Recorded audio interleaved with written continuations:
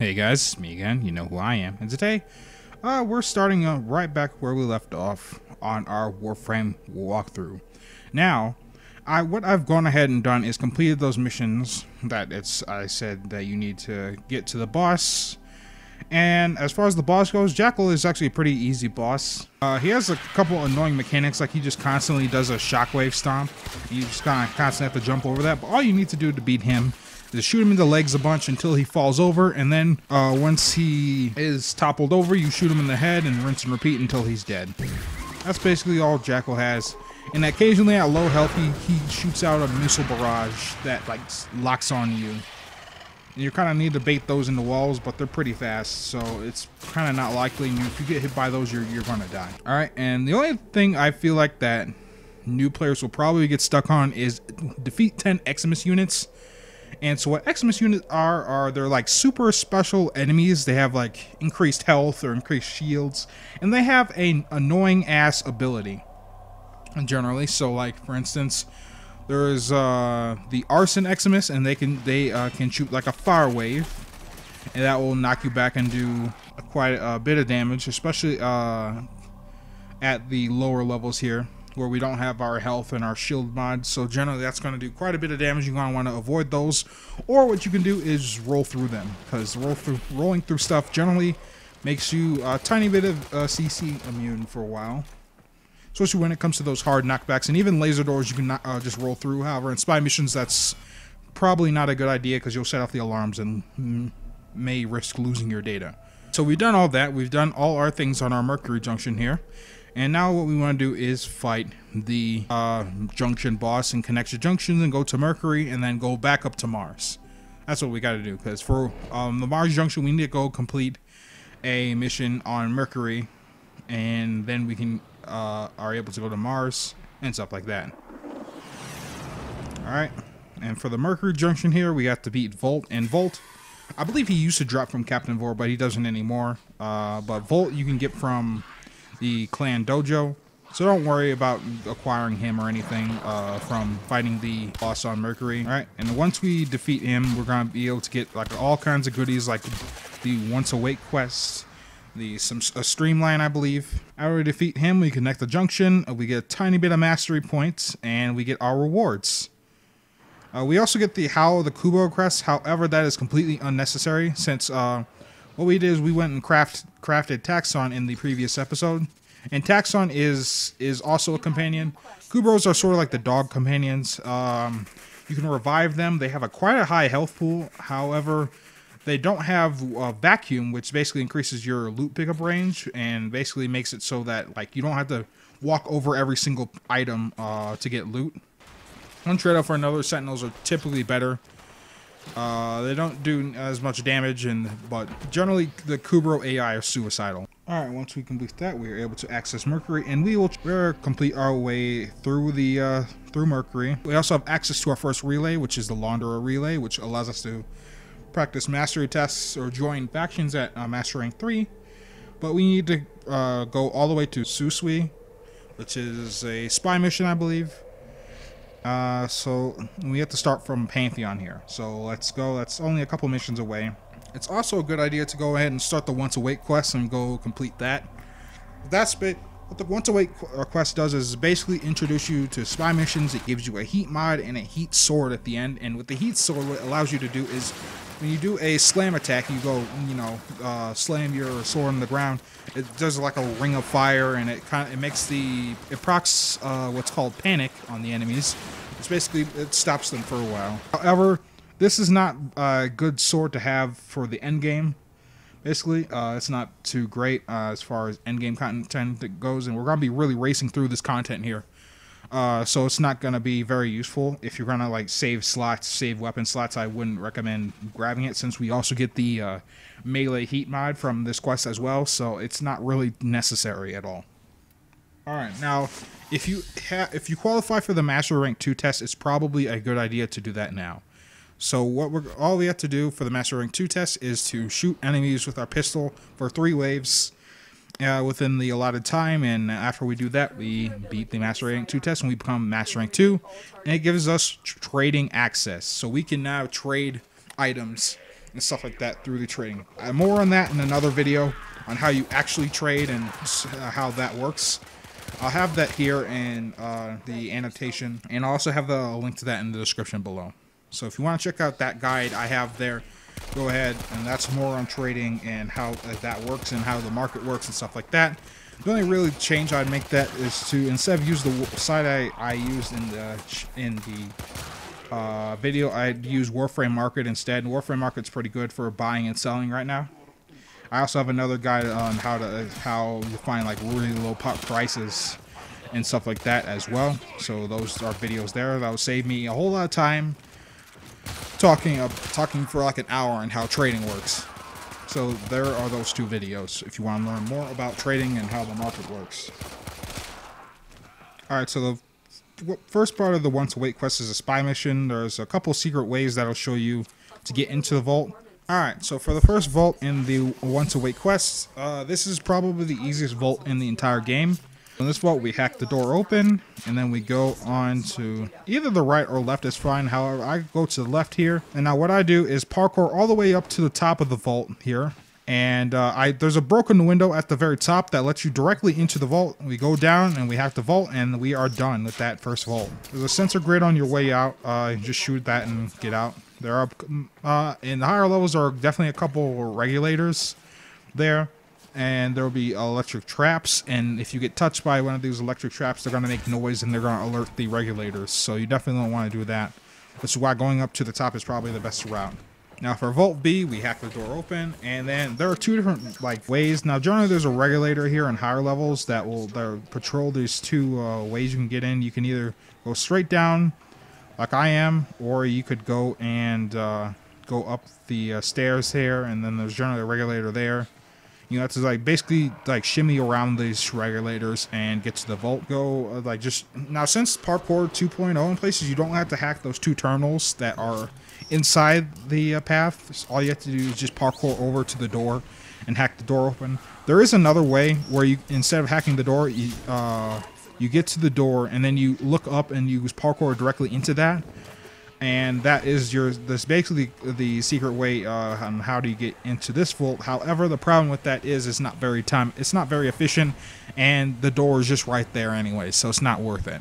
Once we hack the vault, we are done with that vault, and we will move on to the third and final vault. For the final vault, we get in, and this is basically the vault we had. It's very, very similar to some of the vaults we had in the tutorial, but basically, a couple ways to get in here. All we have to do is shoot the sensor door, so we don't set off any alarms. We want to hack this panel here that brings up the elevator. We can either go bottom, as you see, there's a hole. We can go top, which are both faster than this way. However, this way has a lot less risk involved and has very little sensor grids to deal with. Alright, all we have to do now is to take the elevator down, kill the guard that's guarding it, and then we hack the vault and we're out of here. And that is the third and final vault for the Once Awake quest. Right before the final mission of the Once Awake quest, it's probably a good idea to buy those codec scanners. They come in packs of 25, so if you buy 5 you get like, what? Buy 4 you get 100 of them, and that's what I did, because they're very cheap.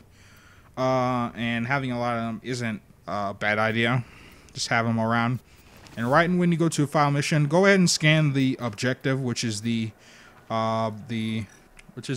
And you go ahead and scan that. That's the only place you can scan that item. So if you're like a lore guy and you kind of want to know a tiny bit more of the story, otherwise it's not totally necessary. But that's the only place you can scan that, and the quest is not repeatable.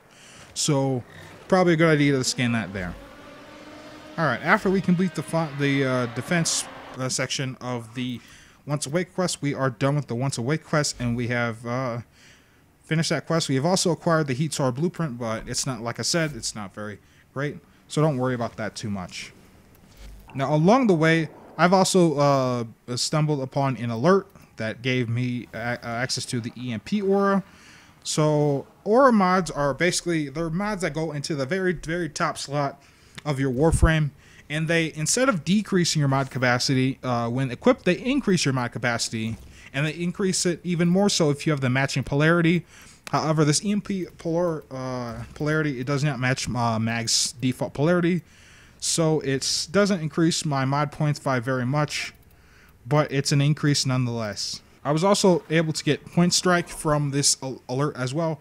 Now, Point Strike is a common mod that generally drops from like some of the Grenier units, but basically this is a big help for anybody who's using the Paris, the Mark 1 Paris at the very beginning of the game. It allows me to be more consistent with my criticals, and criticals, in case you don't know, are the yellow numbers.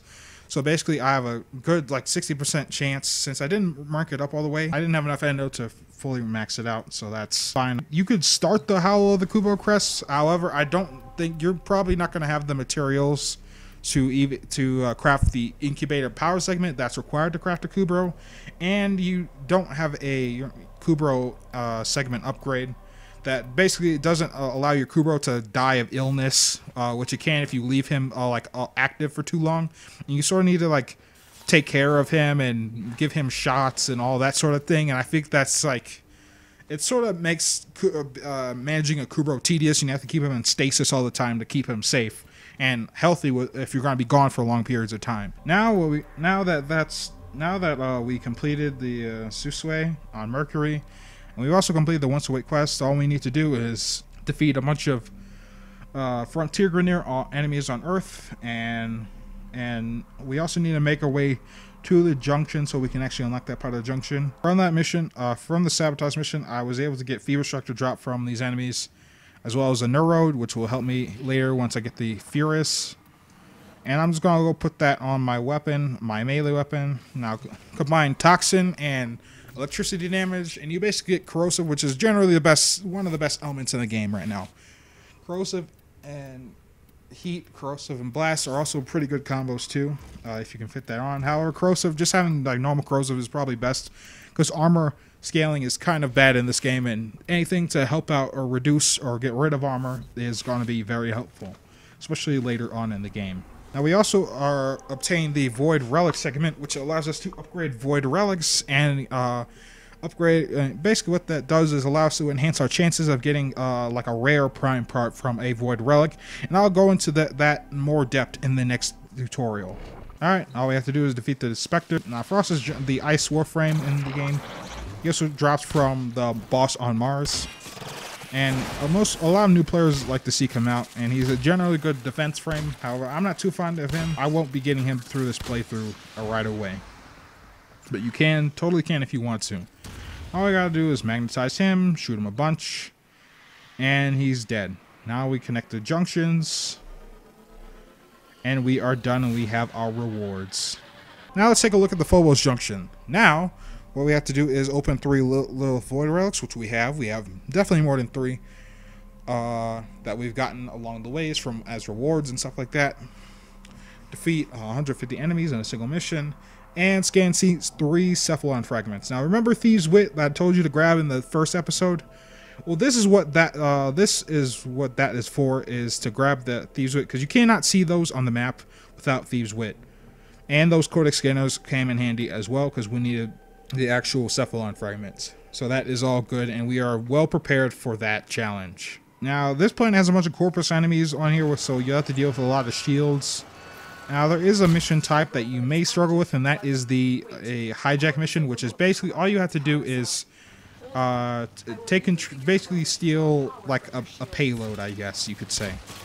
So for instance, we need to go hack this panel here, and we need to start the Corpus rover, and we need to basically take it to the end. However, it is powered by our shield, so we need to keep our shields up. Luckily, Mag's third ability restores her shields, so when we have the energy, we'll be able to restore our shields instantly, as well as Taxon. If you didn't pick Mag, then Taxon also comes really in handy here, because his molecular conversion ability does convert damage he does into shields when he gets like close to enemies. Alright, now in the Sabotage mission, I was able to find a Cephalon fragment here. And I also got really lucky and found a Iatan sculpture, which is another sculpture that allows me to get endo, or I could trade it and stuff like that. So I got really lucky here by getting that. Now for reactor sabotage, all you have to do is go and remove coolant cells, or you could destroy them if you trigger the security, which is totally fine. Now generally there are 2 things you can do here. after you've done that. Now, one, you can either put a fuel cell in, which triggers a meltdown. What you can do is put a fuel cell in, which triggers a meltdown after you hack the panel and destroy the fuel injectors. Or you can put a coolant cell in, and that sort of makes it so that you have to defend the reactor and defend a bunch of pillars from enemies attacking it. However, do not put the coolant cell in because none of the frames are well prepared for defending things. Putting a coolant cell into the reactor makes it so that you are able to fail the mission. Do not do that. Although you will constantly be losing health if you put in the fuel cell, it is far better for making the mission actually failable. And you can fail this pretty easy as well. So I'd highly recommend stay away from the coolant cell and just put in the fuel cell instead. Alright, now that's where we're going to leave it off for today. So thank you guys for watching. And I hope you guys enjoyed. And I'll catch you guys next time. Peace.